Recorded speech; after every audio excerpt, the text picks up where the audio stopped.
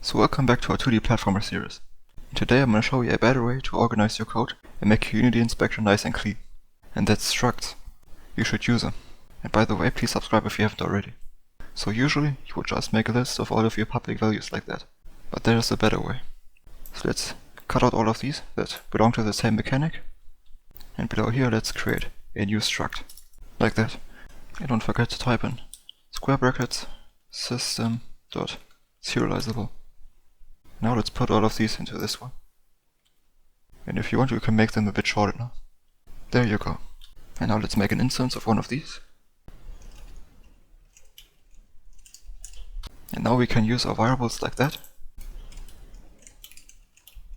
And now we can see that our inspector values are nicely separated. And we can also use it for animations, so we don't have to hardcode them. So like animations dot go left dot name.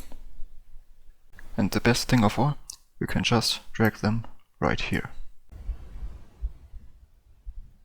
Also, if you're interested on how we created these animations, please check out the playlist, and I'll see you next time.